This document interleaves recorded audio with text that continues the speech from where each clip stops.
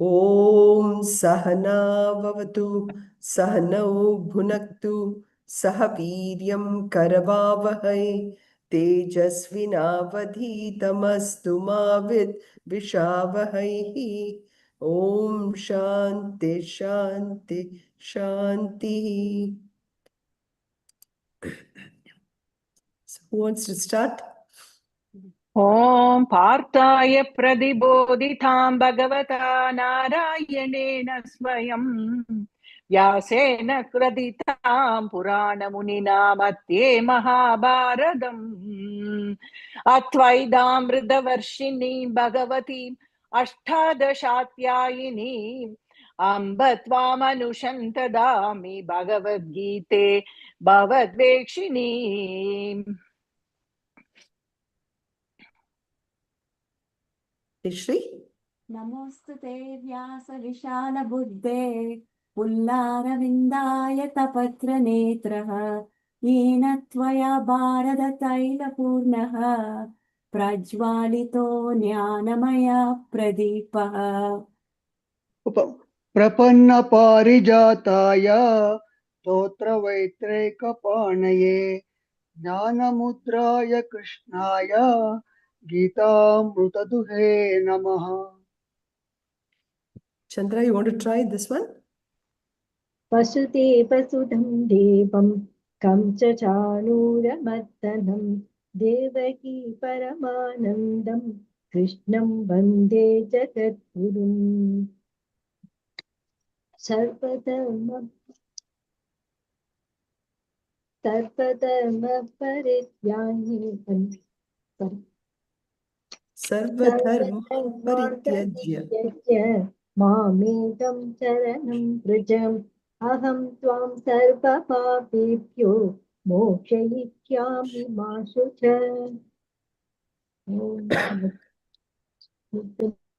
Thank you. So we are almost on the second last lecture of the second chapter today. And next week we will finish it. There'll be only one more shloka to be done. It's a very small chapter. It's only about 20 chapters, 20 shlokas. Sorry, am I frozen? No, you're good. I'm good? Okay. For some reason on my thing, I am looking frozen here. We did quite a bit of review last time. We are now literally, in this last 7 shlokas from 13th chapter, we are looking at actually the characteristics of the highest bhakta. And we have talked about how bhakti yoga is like the highest, and even, on top of jnana yoga, you can say that, because jnana yoga gives you the ability to understand who you are. But bhakti yoga takes you directly to the Lord, and for us to recognize the oneness with the Lord. So in the 12th chapter, we see all the qualities of the bhakta.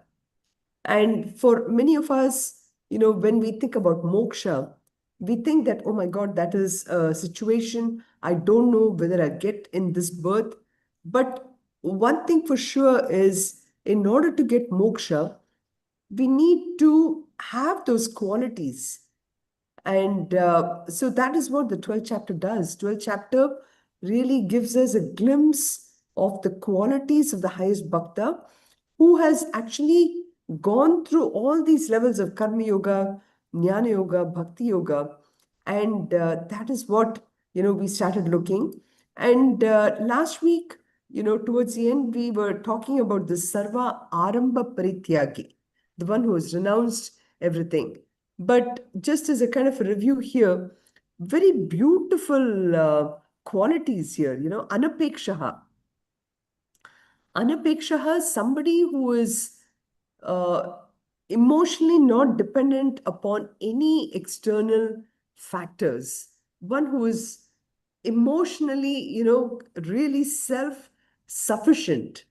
So, such a beautiful quality, right? Because it's only somebody who has that quality can afford to literally give love to anybody. I mean, I'm reminded, of course, this is not about love or anything, it's actually something material. And that is, somebody like Warren Buffett, right? Now, Warren Buffett, he, from what we all have read, he still stays in the same house. And he, because of the fact that, he by himself is so self-sufficient, he can actually give away a lot of his money out, right? Now, this self-sufficiency is not as if it is a physical thing. I have so much, so I can afford to give so much away. It's actually all in the mind. And in the mind, it starts with this emotional qualities like love and everything. Such a person is free to give love to anybody. Now, uh, taking the transition from, say, Warren Buffett to many of our Mahatmas, um, or let's take even somebody like Mahatma Gandhi, again, the simplicity is the aspect of it. Somebody who lives a simple life naturally is able to give a lot away. So simplification is probably the easiest thing that we can start to practice in here. So going even further on from Mahatmas, when we look at a lot of the Shankaracharyas, the Swamis, for all of them, they practice a simple living, and they actually show us how that when our life is very simple, it's easy to be emotionally, what should I say, giving. And so such a person is totally a giving person. Then Shuchihi, somebody who has habits of cleanliness. Cleanliness as um, in all aspects, whether it's the external environments as well as the internal environment. So somebody is a master of his or her own mind, and they do not allow any kind of thought to really disturb them. So mental health wise, they are really so pure. And then Dakshaha, which is Dakshaha meaning somebody who is very adept in doing anything. The person is highly efficient in all situations, and the person is able to take the right decision at the right time. It automatically comes through. And again, this is dovetailing on the previous one, which is Shuchi. So somebody who has a very clean mind, the person is never going to sort of doubt the doubt any kind of thing in the person who's coming to him. So, for example, in a situation, sometimes we think, okay, really, why is this person saying it? Does this person really have something for themselves, and that is why this person is saying it? So, should I change my decision based on how I think that that person is expecting from me, or whatever? So, no, that is not what it is. And the point is, when my mind is very clean and clear, then my actions are automatically dakshaha. Dakshaha, which is being very efficient and proficient in all these situations. So, for all of us, who live in this world, I mean, we obviously face situations, we face people, we face so many, I mean, right now with the political scene everywhere, we always try to superimpose our own beliefs on a certain action that is happening. But here, Daksha is trying to be, and that actually brings to the next one, which is Udasinaha, which is impartial or completely, one second, I have to take yeah, there it is. Who's impartial, unconcerned, and indifferent. So the person can afford to be completely impartial, unconcerned, indifferent because he or she knows that they're doing the right action all the time. 89. Sorry, my mouse is acting up here. Okay. So that is what is udasinaha. And gatavyataha is somebody who doesn't get affected by anything um, which is happening. Totally the person is able to do, even if something happens, that things are going to change anyway. So then why do we have to worry about it? So that's the idea between gatavyataha and sarva aramba parityagi. We'll come to it even more in detail. But the point is the person who is very clean in mind and the person who is able to go through the daily work without being troubled in everything. So that person is really not looking to achieve something because that person really doesn't have a desire of his or her own, but who does anything that comes away because it has to be done. It is part of the ecosystem that they are part of. They're part of a team or in a family. You do things because you need to just do it without any expectation. Again, anapeksha, which are without any expectation. But also more importantly is giving up the ownership of even starting something. So that is what this whole thing we talked about last week with regard to the 16th shloka. So any thoughts on this 6?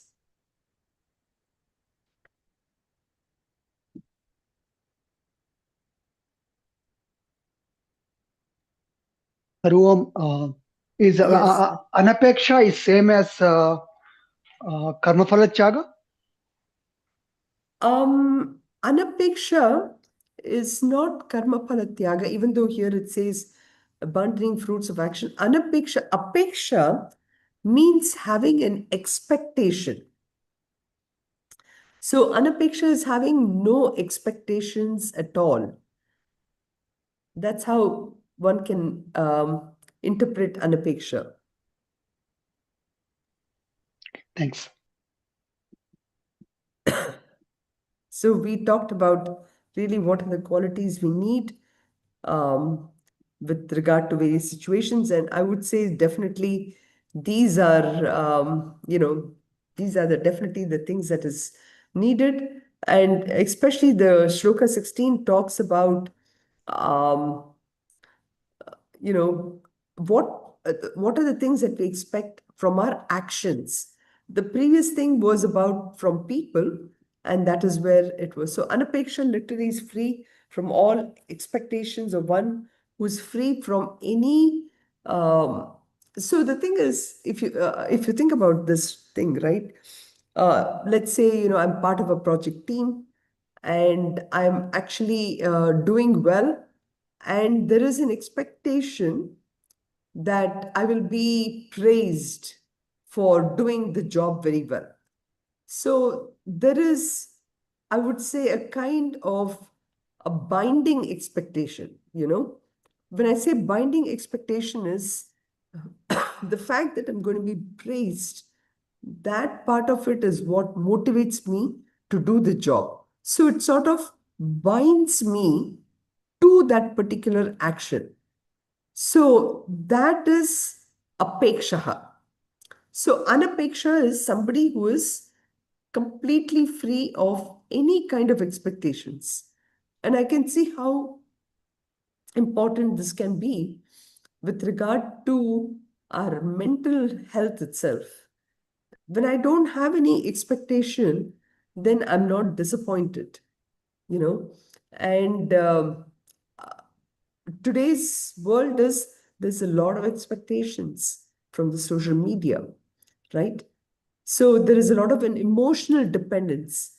As soon as I post a picture or I comment on something, I expect a lot of likes for that particular post, right?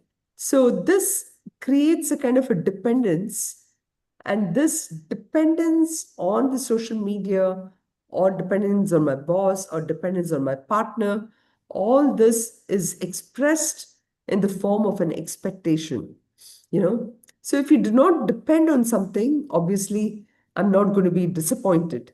And this holds good even for, say, our any of our uh, any of the things that I'm attracted to. Simple thing is, say, coffee. You know, we have become so dependent on coffee in the morning, and this can be different for different people. I mean, for some people it might be tea, for some people it may not be coffee or tea, but it may be something else. And this is another thing. Sometimes, just because I don't drink coffee or tea, I may think, oh my God, I have conquered something, but then I may have an expectation from something else, you know. Uh, we don't know. For each one of us, this is the thing that we may have to look into is, what am I dependent on something? And the law is, anything that I'm dependent upon, I have an expectation from it. So how do I develop a freedom from this dependence? Because this freedom from expectations literally means I will have freedom from any disappointments also. So that is the whole idea behind this, is I need to make a list of all the things I'm dependent upon, and then probably for each one of them put what percentage am I dependent on. I mean, let's face it, today I might be really dependent upon my grandchildren, maybe not my children, my grandchildren. In the sense, I'm really looking forward to the day when my grandchild will grow up, and then the grandchild grows up and gets married, and then they have a child, you know. So it just continues on. I'm just giving that as an example because many of us are at that age of having grandkids. So this expectation cannot be just for people, it can be for anything. I expect my bus to come on time. I expect that today the weather is going to be okay. We just talked about rains. I expect that every time it will be good. So this is what Shastra is saying, that let any of our expectations be. I mean, it's okay to have an expectation, but that expectation should not be binding us, you know. Uh, of course, I can expect that today it should not rain, and I take an umbrella in any case, but it will rain because that is what it's supposed to do, right? So, developing that mental strength to hope that it won't rain, but be prepared for the worst. This is really what Anapeksha is all about. What do you all think? Is that easy to practice, or how can we put this in practice?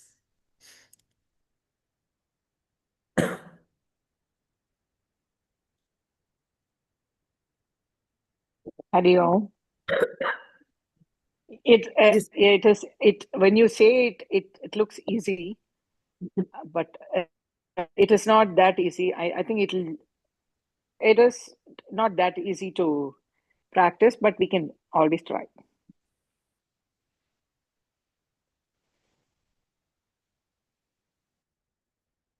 We lose Sunitha ji? Yeah. No, I'm okay. If I talk continuously, that's fine.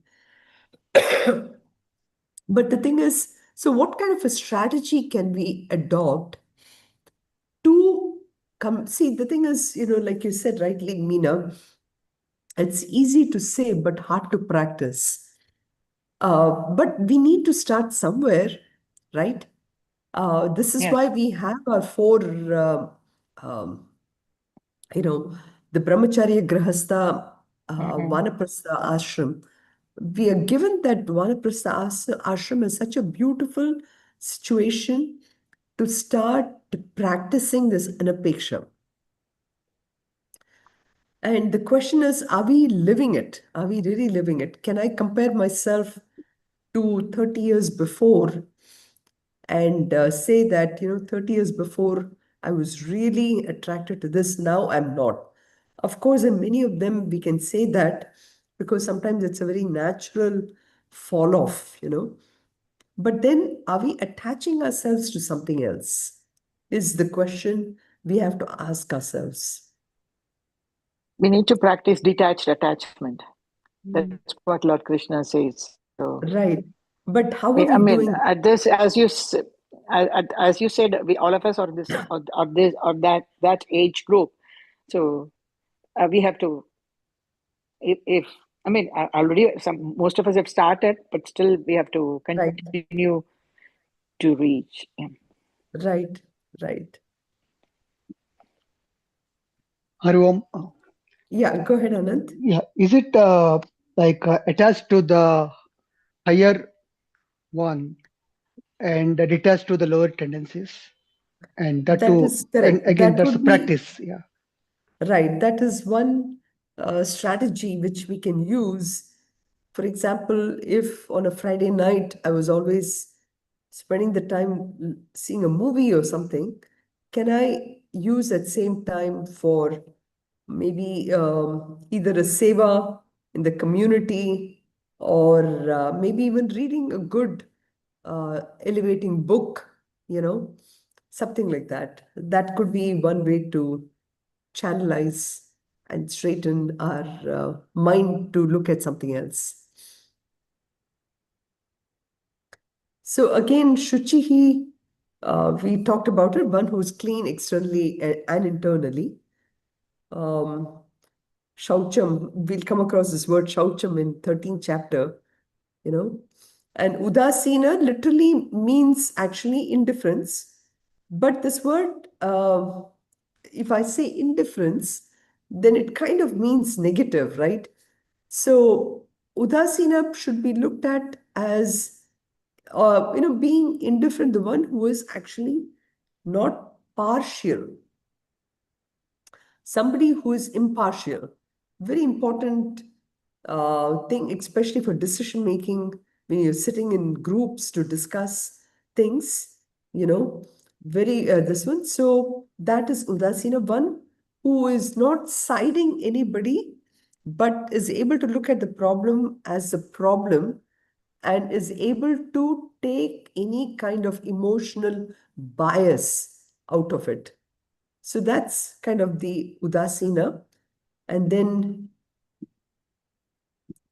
Gatavyataha, one who is free from really all sorrow.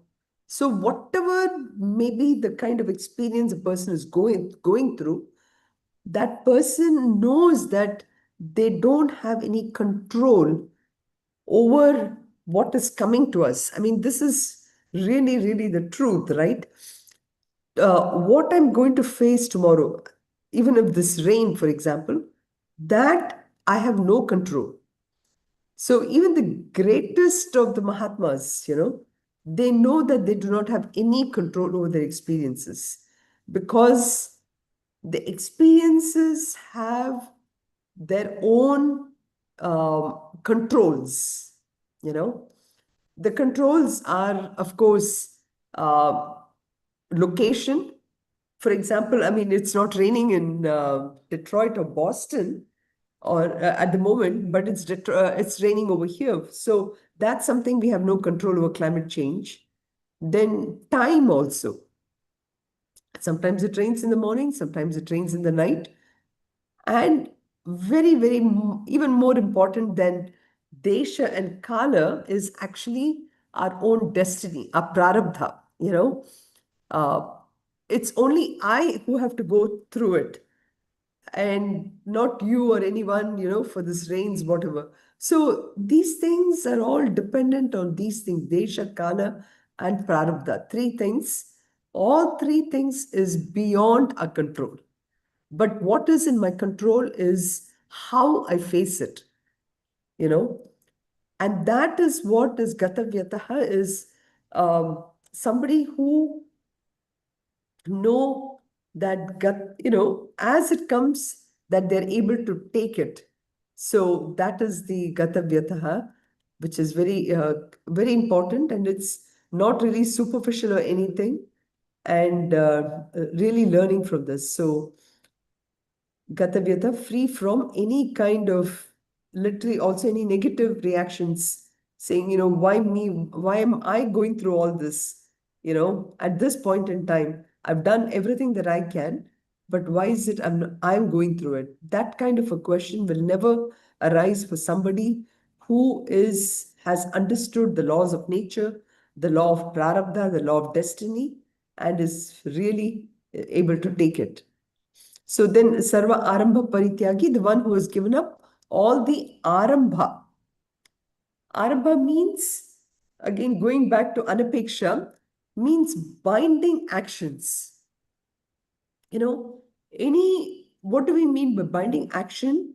Is that, when we get into any action, thinking that once I do this, it's going to give me great amount of happiness.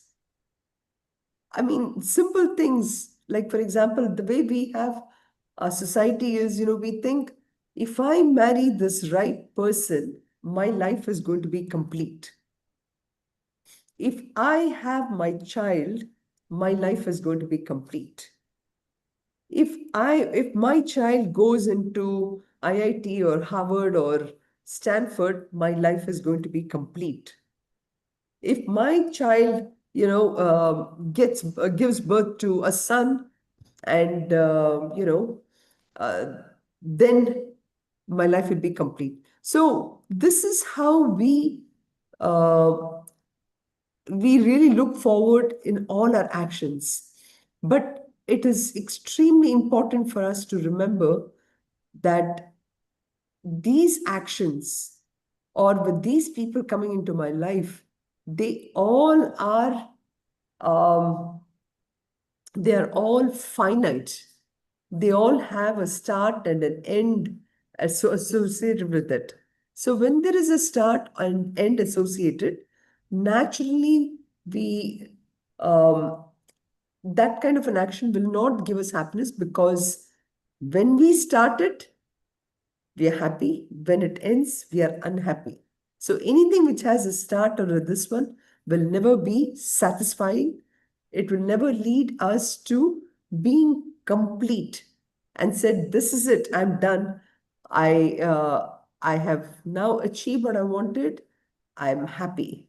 That will never ever happen, because finite things can never lead to infinite happiness. If I recognize that that I am infinite, okay, I'm Purnam. That's why that Purnamada Purnam Idam Purnat Purnamudachate, that Shanti mantra is so beautiful, because it says, I'm complete, I've come from complete, I don't need anything to make me complete. So that is the whole idea of Sarva Arambha Parityagi, is somebody who starts action with no expectation, knowing very well that there is, so the word Arambha is the key point here. Is, do we start any action expecting that that action is going to give me permanent happiness? If that action is not going to give me permanent happiness, then we have to question ourselves, why am I doing this? So that's why I think this Sarva Arambha Parityagi, which I mentioned last time, is such a beautiful one. And there is a beautiful shloka from Upadeshasaram, which is written by Bhagwan Ramana Maharshi. Kriti Mahodavadau Patana Karanam Palama Shashvatam Gati Nirodhakam. It says that every action, when it falls, there is really no fulfillment as such. Palama Ashashvatam. That result of the action is never really fulfilling. So why are we doing such a thing is what we are questioning. So that's just a review of all the qualities which I wanted to complete in a little better way. So now the next one, um, we are now going to work, looking at the attitude of a devotee towards, this kind of an elaboration. We saw how the attitude of a devotee towards action, the attitude of a devotee towards people, and the attitude of a devotee towards situations. So now in Shloka 17, he's elaborating the attitude of a devotee towards situation, any kind of situations, objects, whatever he encounters. And one thing for sure is each one of us, we we all do not face the same situation. We all do not have the same objects.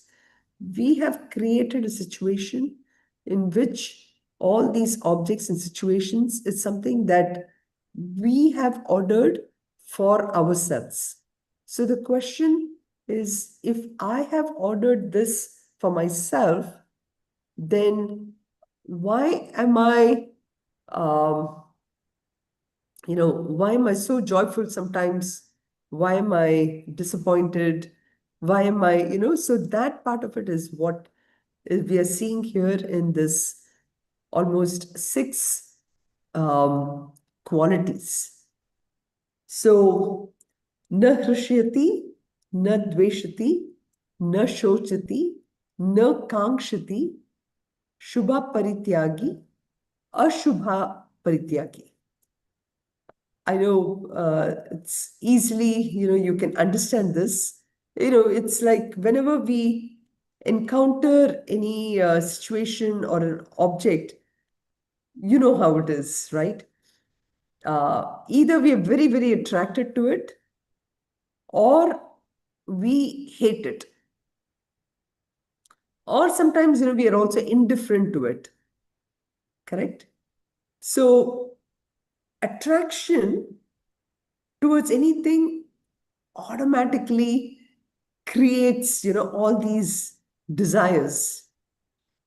Simple thing. I mean, many of us, when we came to the States the first time, did we really knew about pizza before or pasta and everything? But now, we like it, we enjoy it. It has created vasana within us. I remember this time when I came to States, there is this place called Mother's Pizza in Northwell. And I remember we all used to, like, we used to have a Sunday meeting in Avantika. We used to come back and automatically we used to go to this Mother's Pizza. And so much so that after 3 years, when I'm going back from here to visit our friends in in Detroit, the first thing that comes to my mind is Mother's Pizza. So we have developed this attraction for something, and this attraction brings a desire, and this desire is kind of stored in my mind. And this is about being attracted to pizza on the same lines. If I dislike something, that also gets stored in our mind. So, uh, so harshati means where I enjoy, where I get a sense of enjoyment when I'm coming across something which I really enjoy and I'm looking forward to it. And but at the same time, if I don't get it, then what happens?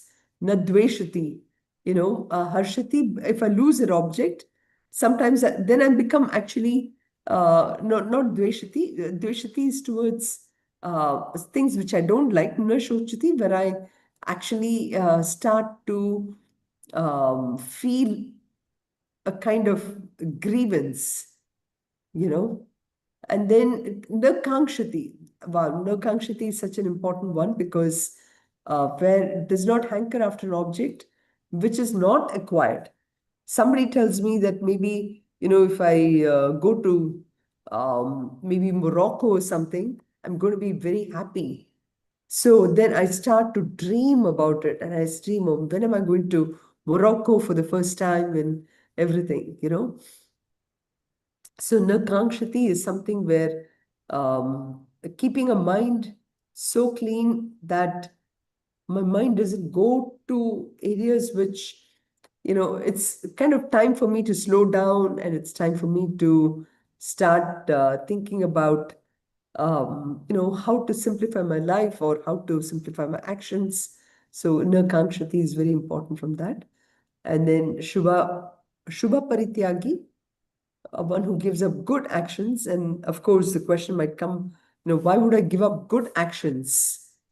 Ashubha Parityagi, that's easy to understand. Of course, I want to give up some things which I'm not, I know I have to give up or whatever. If I'm a diabetic, I have to give up sweets. So shloka number 17. Yo na hrishyati na dveshti, yo na hrishyati na dveshti, na shochati na kankshati, na shochati na kankshati, shubha shubha parityagi, shubha shubha parityagi, bhaktimanya same priya, bhaktimanya same priya. So yaha, he who na hrishyati, not rejoices, na dveshti, nor hates, na shochati, somebody who doesn't grieve, na kankshati, somebody who doesn't desire for something else. Shubha ashubha parityagi, giving up good and bad. Bhakti manye, devoted person. And yaha, he who is very dear to me. So Krishna is saying that such a person is very, very dear to me. And so if we were to combine these words, na trishati, na dveshi, the one who is free from extreme emotional reactions to situations, and that is na hrishyati, and na shochati, which is not, is not hankering after that. So na shochati. So and then so one who na hrishyati, one who is not too excited, and neither is too depressed. So when favorable conditions come, certainly we are happy. But if it doesn't come, that's okay too. So that is what Krishna is saying is for us to develop. Again, very important quality, because we may be living in Detroit and Boston. After some time, we think that, oh, if I go to Florida, that's, I think I'm going to be happy. But then maybe Florida has lots of mosquitoes. Who knows, right? Anywhere and everywhere we go will have its own pluses and minuses.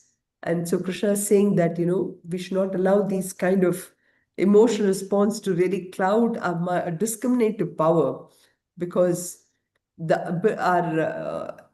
where we have this intellect. The intellect is really the greatest wealth for us.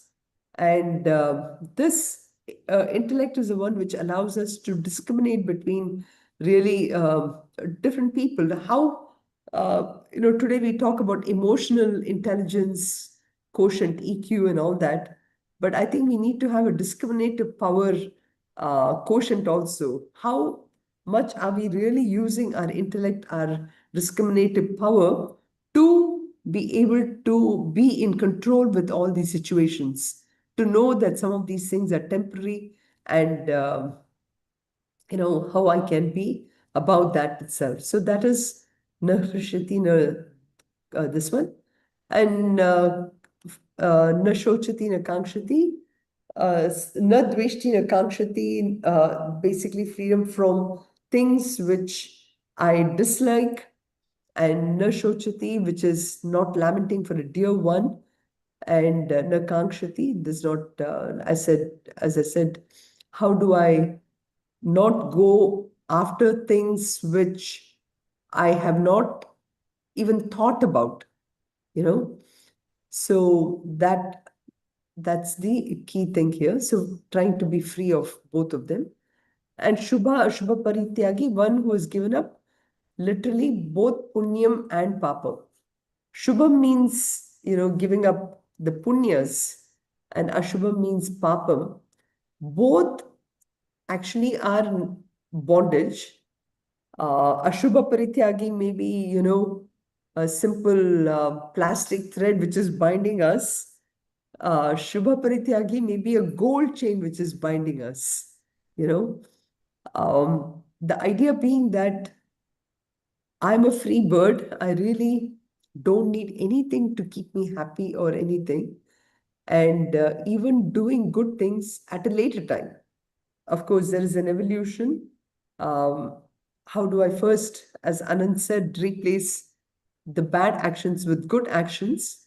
But at sometimes the punyam also is like a golden shackle, papam, so that is the idea behind how do I get rid of all these, anything which is totally binding me. So just to go back, and so these were all the um, 6 different qualities in Shloka 17. Any thoughts, anything to comment?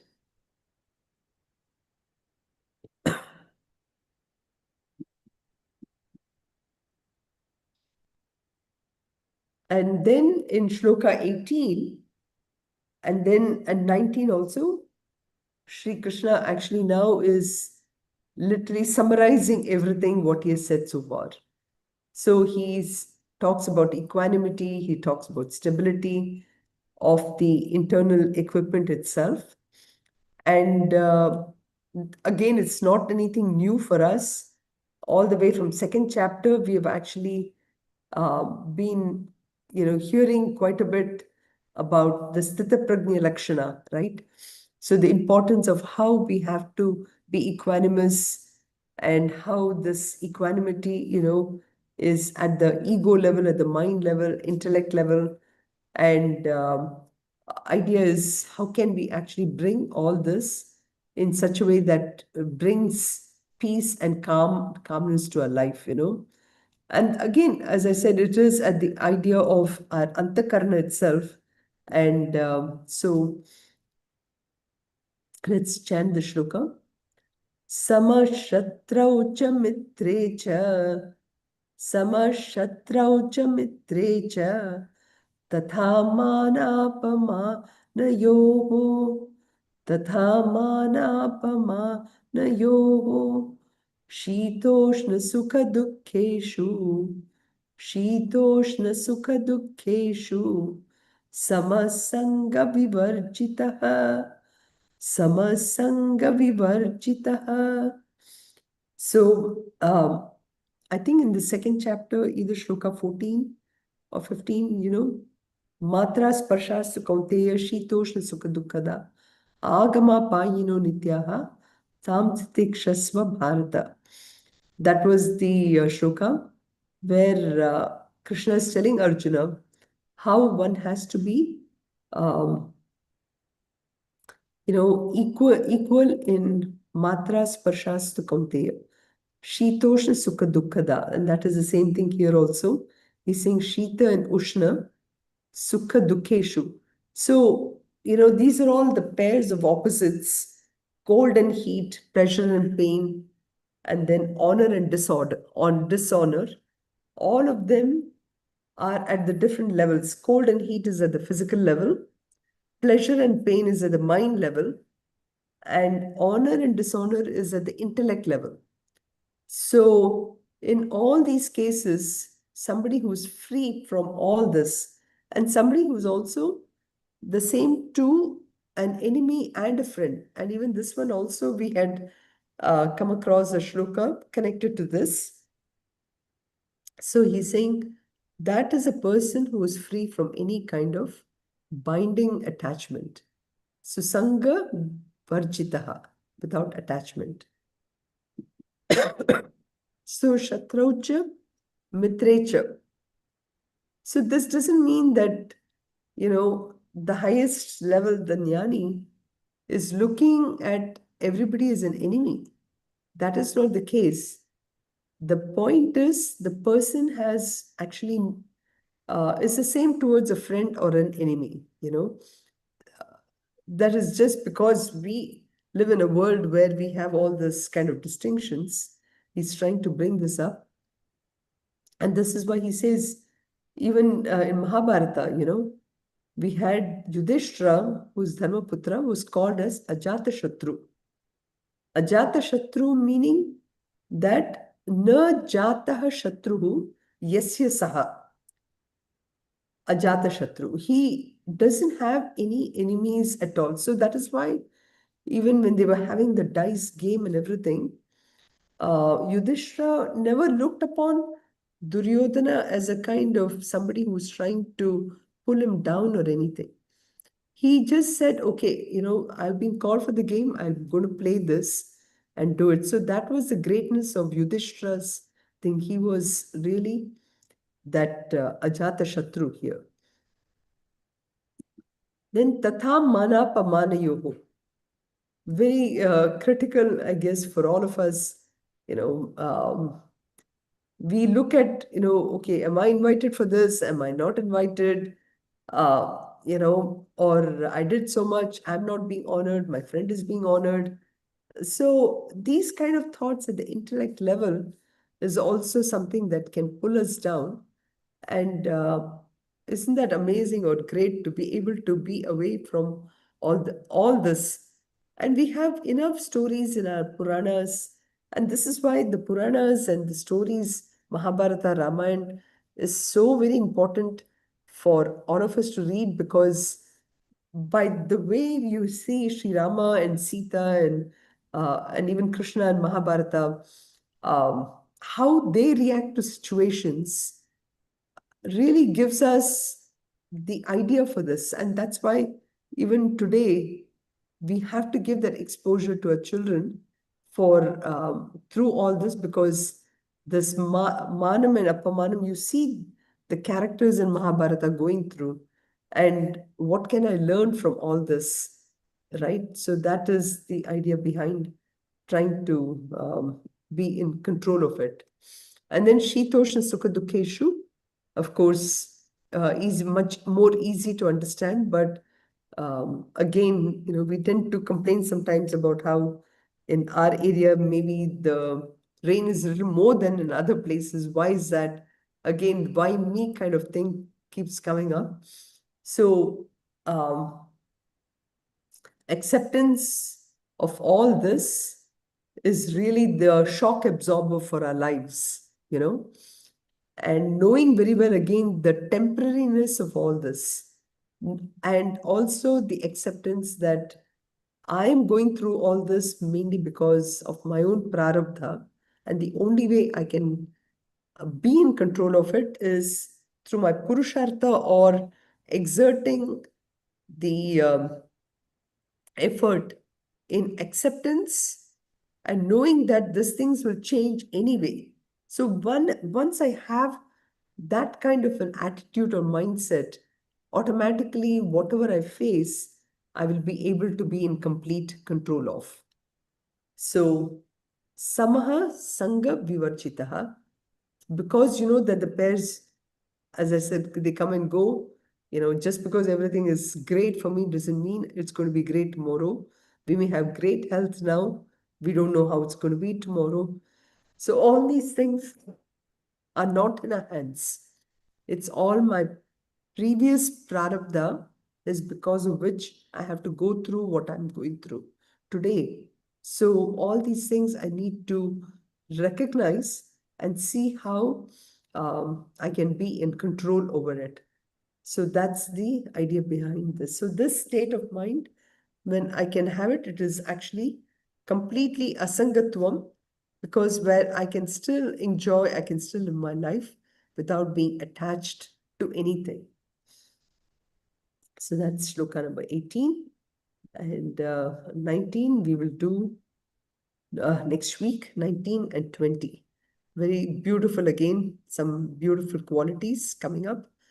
And we'll do that next week, and we'll complete the chapter.